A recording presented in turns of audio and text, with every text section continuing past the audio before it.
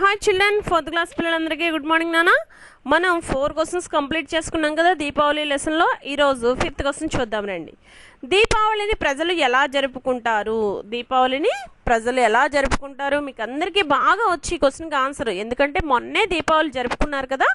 చూడండి, ఇక్కడ దీపావళి నాడు కొత్త బట్టలు ధరిస్తారు, పిండి వంటలతో భోజనాలు చేస్తారు, చీకటి పడిన తరువాత దీపాలను వరుసగా ఉంచి ఇంటిని అలంకరిస్తారు, బాణాసంచా కాలుస్తారు. మీరందరూ కూడా ఈ పనులన్నీ చేసే ఉంటారు కదా. మొన్నే దీపావళి జరిగింది మనకి.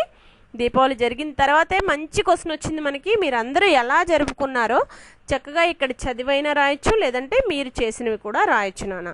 నెక్స్ట్ 6th క్వశ్చన్ రేపటి వీడియోలో చెప్దాం, కొంచెం పెద్దగా ఉంది కదా నాన్న. 7th క్వశ్చన్ రాయండి ఈరోజు. బాణాసంచా కాల్చేటప్పుడు జాగ్రత్తగా ఉండాలి, ఎందుకు? బాణాసంచా కాల్చేటప్పుడు జాగ్రత్తగా లేకపోతే ప్రమాదాలు జరుగుతాయి, అందుచేత జాగ్రత్తగా ఉండాలి. చూడండి, బాణాసంచా కాల్చేటప్పుడు జాగ్రత్తగా లేకపోతే ఆ బాణాసంచా మన దగ్గరికి, అంటే మన శరీరం మీద ఎక్కడైనా పడింది అనుకోండి, కాలిపోయే ప్రమాదం ఉంటుంది కదా. అందుచేత మనం అందరం కూడా బాణాసంచా కాల్చేటప్పుడు తగినటువంటి జాగ్రత్తలన్నీ కూడా తీసుకుని మనం బాణాసంచా కాల్చుకోవాలి. ఈరోజు 5th question and 7th question. 6th question అనేది రేపటి వీడియోలో చెప్పుకుందాం. 6th క్వశ్చన్ ఆపేద్దాం నాన్న. 5th క్వశ్చన్ 7th క్వశ్చన్ కూడా మీరు ఈరోజు మీ నోట్బుక్లో నీట్ హ్యాండ్ రైటింగ్తో రాయండి. నెంబర్స్ ఎలా వేసినా ఇబ్బంది లేదమ్మా. క్వశ్చన్ నెంబర్స్ ఈరోజు డేట్ వేసి చక్కగా 5th and 7th క్వశ్చన్స్, ఈ 2 క్వశ్చన్స్ కూడా నీట్ హ్యాండ్ రైటింగ్తో రాసి చక్కగా చదువుతారని అనుకుంటున్నాను నాన్న. ఈ 2 క్వశ్చన్స్ చాలా ఈజీ.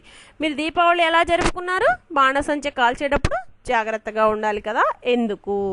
మీకు తెలుసు కదా, ఈ 2 క్వశ్చన్స్కి ఆన్సర్స్ ఈజీగా చెప్పేయగలుగుతారు. చెప్పడం మాత్రమే కాదు నాన్న, రాయడం కూడా రావాలి.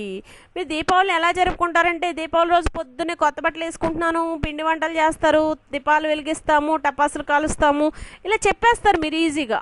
అని మీరు చెప్పింది రాయడం రావాలి నాన్న. మీరు తప్పులు లేకుండా రాయడం రావాలి మీకు. అలా రావాలి అంటే మీరు ప్రాక్టీస్ చేయాలి నాన్న. 5th and 7th క్వశ్చన్స్ అందంగా మీ నోట్బుక్లో రాసి చూడకుండా రాయడానికి వచ్చేలాగా ప్రాక్టీస్ చేస్తూ చదువుతారనుకుంటూ ఈ వీడియోని ఎండ్ చేస్తున్నానమ్మా.